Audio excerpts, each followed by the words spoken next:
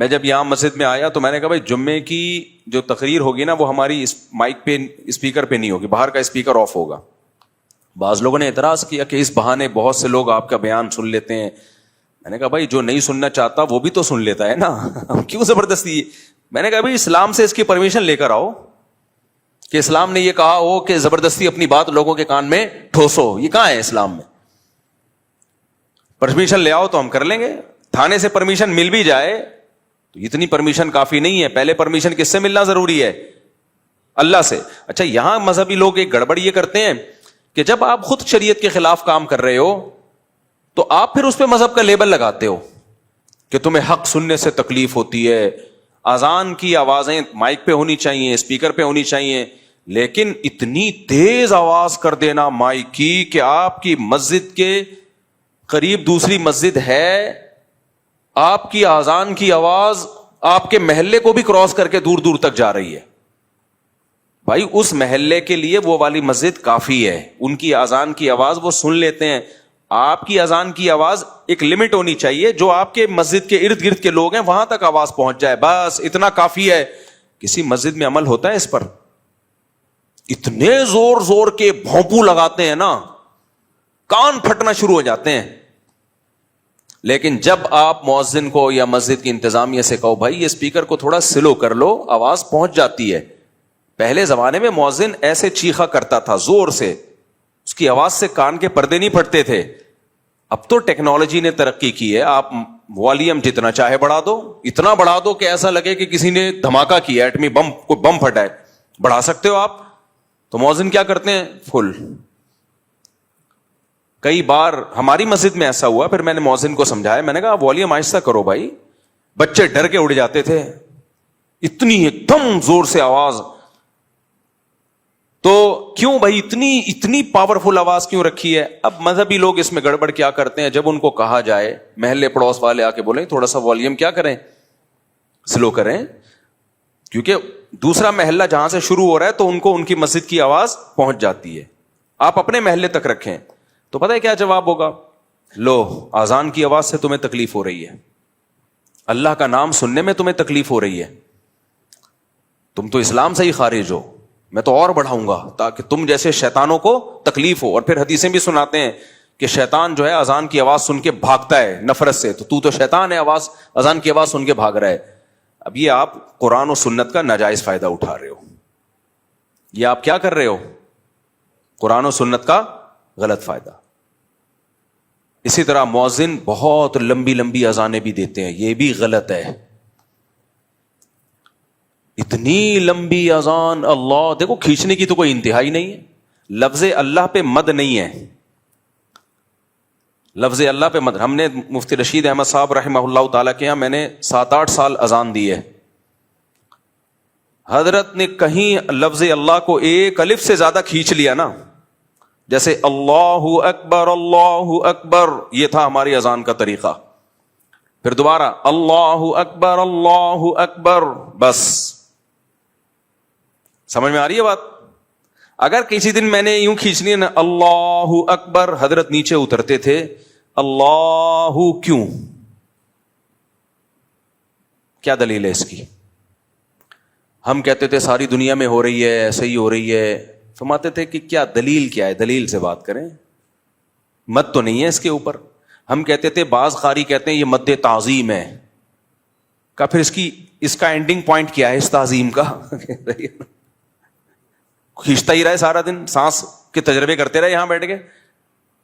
تو حضرت اس مد تعظیم کے قائل نہیں تھے. فرماتے مد وہی ہے جو قرآن سے ثابت ہے نا, جو حروف مدہ کے بعد اگر حمزہ آ رہا ہے یا وقف آ رہا ہے تو وہاں مد کرنا جائز ہے, یہ تجوید کا قانون ہے. تو ذرا سی کھینچتے تھے نا, حضرت آ کے پوچھتے تھے کہ یہ کہاں سے نکالا, تمیز سے اذان دو بھائی. اللہ اکبر اللہ اکبر. اذان میں اقامت میں فرق ہے, اذان ٹھہر ٹھہر کے ہوگی, اقامت جلدی جلدی ہوگی, بس یہ فرق ہے. تجوید کے لحاظ سے کوئی فرق نہیں ہے. پھر اشہد اللہ, لا پہ مد ہے کیونکہ آگے حمزہ آ رہا ہے, لا کو کھینچ سکتے ہیں آپ. اشہدو میں ہا کو نہیں کھینچ سکتے. اشہد اللہ الہ الا اللہ, بس. الا اللہ پہ بھی مد ہے, تو مد کو 3 سے لے کے 5 الف تک کھینچ سکتے ہیں آپ. اور لا الہ میں بھی لا کو بھی لیکن مؤذن کیا کرتا ہے؟ اشہدو، ایک تو ہا کو کھینچے گا وہ، پھر ال کو کس قانون کے تحت آپ نے اتنا لمبا کھینچا ہے؟ یہ کیا ہے بھائی؟ لا الہ میں لا کو ایسا کھینچے گا کہ اپنی وہ پھیپھڑوں کی طاقت بیان کر رہا ہوتا ہے کہ میرے جو لنگس ہیں وہ ابھی جوان ہیں، وہ بوڑھے نہیں ہوئے۔ پھر الہ میں الہ پہ مد نہیں ہے، لیکن وہ الہ، اور لوگ بھی کہتے ہیں کیا سر لگائی ہے یار اس نے، الہ کھینچے جا رہا ہے، کوئی پوچھنے والا نہیں ہے کہ اس کا اذان کتنے ڈیوریشن کتنا ہونا چاہیے بھائی اس کا، کہتے ہیں جتنی میری لنگس میں طاقت ہے اتنا ڈیوریشن ہونا چاہیے، یہ نہیں ہے، اذان بھی عربی کے قواعد کے مطابق ہوگی، اس کی بھی ایک لمٹ ہے، یہ نہیں کہ مؤذن پہ چھوڑ دیں آپ مائک تیرے ہاتھ میں، اب تو اپنے لنگس کی پاور دکھا کتنی طاقت ہے تیرے اندر، ایسے تو بھائی وہ پھر احترام تھوڑی ہوگا اذان کا۔ خواتین ہمارے سروں پہ دوپٹہ لے لیتی ہیں اذان کے وقت، اچھی بات ہے، میں نے جم میں لوگوں کو دیکھا ایکسرسائز چھوڑ دیتے ہیں یار اذان ہو رہی ہے، لیکن مؤذن ان کے اس ادب کا ناجائز فائدہ اٹھاتا ہے اور کھینچتا رہتا ہے، اتنا کھینچتا ہے، وہ لوگ کہتے ہیں یار تو ادھر ہی نکل گئے ہمارے، کیوں لوگوں کو آزمائش میں ڈال رہے ہو بھائی؟ پھر جب کوئی اس پہ اعتراض کرتا ہے، میں نے کئی دفعہ اعتراض کیا کہ بھائی اتنی لمبی نہیں ہونی چاہیے اذان، تو لوگ پتہ کیا کہتے ہیں، مولوی صاحب نے کہا اصل میں تم لوگوں کو اذانوں سے تکلیف ہے، اللہ کا نام تو جتنا سنا جائے اچھا ہے، اپنی مرضی سے جتنا کرو بھائی، زیادہ سے زیادہ کرو، لیکن اجتماعی چیزوں میں شریعت کا مزاج کیا ہے؟ مختصر، تاکہ لوگوں کو تکلیف نہ ہو۔ جماعت سے نماز میں طول دینے کا حکم ہے یا اختصار کا حکم ہے؟ مختصر پڑھی جائے، صحیح حدیث ہے، نبی صلی اللہ علیہ وسلم نے فرمایا جب کوئی شخص امامت کرے فَلْيُخَفِّفْ، نماز کیا کرائے؟ ہلکی، جب اپنی پڑھے تو پھر جتنی چاہے لمبی پڑھے نماز، کیوں؟ نبی نے فرمایا فِيهِمُ السَّقِيمُ، کیونکہ مقتدیوں میں بیمار بھی ہوں گے، بوڑھے بھی ہوں گے۔ اسلام کا مزاج یہ کہ اجتماعی جب کام ہوگا تو پھر سب کو ساتھ لے کے چلا جائے گا، تو اس میں آسانی رکھی ہے۔ جمعے کی نماز 2 رکعتیں ہیں نا، پبلک زیادہ ہوتی ہے، ویسے ظہر میں 4 رکعتیں ہیں، بھائی پبلک زیادہ ہے تو 2 پڑھا کرو۔ اس کی ایک وجہ یہ بھی ہے کہ خطبہ بھی ہوتا ہے اس میں۔ حضرت معاذ ابن جبل تھے، انہوں نے عشاء کی نماز میں نا سورہ بقرہ پڑھنا شروع کر دی، اتنی لمبی نماز پڑھ، پہلی رکعت میں سورہ بقرہ، ایک صحابی پیچھے کھڑے کھڑے تھک جاتے تھے، ایک دن وہ نماز توڑ کے بیٹھ گئے، تو حضرت معاذ ابن جبل نے ان کو ڈانٹا، ان کو بولا کہ تم منافق ہو گئے ہو، نماز سے تمہیں معاذ اللہ کوئی نفرت ہو گئی ہے اور نماز توڑ کے بیٹھ گئے، تم سے لمبی نماز نہیں پڑھی جا رہی۔ تو قرآن کیا کہتا ہے؟ منافقین نماز سستی سے پڑھتے ہیں، قرآن کے الفاظ ہیں۔ تو ان کا خیال یہ تھا یہ تو نماز میں ٹینشن محسوس کرنا یہ تو منافقین کا کام ہے۔ تو ان صحابی نے جا کے نبی کو شکایت لگائی، صحیح حدیث ہے یہ، کہ یا رسول اللہ میں اتنی لمبی نماز پڑھا رہے تھے، مجھ سے نہیں پڑھی گئی۔ تو آپ نے ان صحابی کو نہیں ڈانٹا اور ان کو یہ نہیں کہا تم واقعی منافق ہو، حضرت معاذ کو اتنا سخت آپ نے تنبیہ کی، افتان انت یا معاذ، اے معاذ تم لوگوں کو فتنوں میں آزمائش میں ڈال رہے ہو، اور ان کو امامت سے معزول کر دیا کچھ وقت کے لیے۔ کیوں بھائی؟ اجتماعی کام ہے، سب کو لے کے چلنا ہے اس میں۔ دیکھو نبی صلی اللہ علیہ وسلم نے فرمایا مجھے اگر میری خواہش تھی کہ عشاء کی نماز کو تاخیر سے پڑھا جائے، 1/3 رات تک اس میں تاخیر کی جائے، لیکن امت پہ مشقت کا خوف ہے، اتنی دیر تک لوگوں کے لیے جاگنا مشکل، اس لیے جلدی پڑھنے کا حکم دیا۔ کیوں؟ اپنی طور پہ پڑھ لو بھائی، آپ اپنے طور پہ آپ پڑھ لیں۔ تو دوسرا اصول ہے، وہ اصول فقہ کا قرآن و سنت ہی سے اخذ کیا گیا ہے کہ جب کسی مسئلے میں ابتلا زیادہ ہوتا ہے تو اس میں خود بخود آسانی ہو جاتی ہے۔ ہم جو کہتے ہیں نا جھینگا کھانا جائز نہیں ہے، لیکن کچھ ممالک ایسے ہیں جہاں حنفی رہتے ہیں لیکن ان کی صدیوں سے کھاتے آ رہے ہیں، وہاں ان کو اس اختلاف کا فائدہ دیا جاتا ہے کہ اب بھائی ان سے چھڑوانا بہت مشکل ہے، چلو یار اختلافی مسئلہ ہے، چلو بھائی ٹھیک ہے، بجائے اس کے کہ حرام کہہ کے وہ ساری قوم تھوڑی حرام کھائے گی، تو گنجائش اختلاف سے یہ فائدہ ہوتا ہے۔ تو جب بھی کوئی معاملہ اجتماعی نوعیت کا ہوتا ہے تو شریعت کا مزاج کیا ہے کہ اس میں آسانی پیدا کی جائے۔ آپ نے فرمایا اپنی نماز جتنی چاہو مختصر پڑھو، لمبی پڑھو، اب اپنی تو ٹک ٹک ٹک کر کے چل رہی ہوتی ہے، اور نماز میں لمبی گھسیٹ رہے ہیں. اچھا بعض اماموں نے ایک اور کام شروع کیا ہے, اس پہ کلپ بنا لیا کریں, اچھے اچھے ٹاپک ہیں یہ. میں دیکھ رہا ہوں تو ہمارے چینل سے کوئی ڈھنگ کا کلپ نہیں آ رہا ہوتا, دوسرے دے دنادن نکال کے چلا رہے ہوتے ہیں. ایک اور اہم چیز ہے یہ ائمہ کرام کے سمجھنے کی. بعض امام یہ کرتے ہیں کہ پورے سال نماز میں اپنا قرآن دہراتے ہیں, یہ بھی غلط ہے. آپ اپنا قرآن الگ سے دہرا لو. کہتے ہیں ہم فجر میں شروع کریں گے الحمد سے لے کے پھر الف لام میم اور پھر پورا پڑھتے پڑھتے پڑھتے پڑھتے پڑھتے وہ کہتے ہیں پورے سال میں ہمارا نمازوں میں قرآن ختم ہو گیا. بھائی آپ پبلک کو اس کے لیے تختہ مشق نہ بنائیں, پبلک کو سنت قرات جو عام معمول ہے نبی صلی اللہ علیہ وسلم کا, جس کی صحابہ اور احادیث سے تاکید ہے. اجتماعی نظم میں اپنا نہ دیکھیں کہ میں نے اپنا قرآن دہرانا ہے. اجتماعی نظم میں آپ نے پبلک کی رعایت کرنی ہے, اور پبلک کی رعایت سنت قرات میں ہے.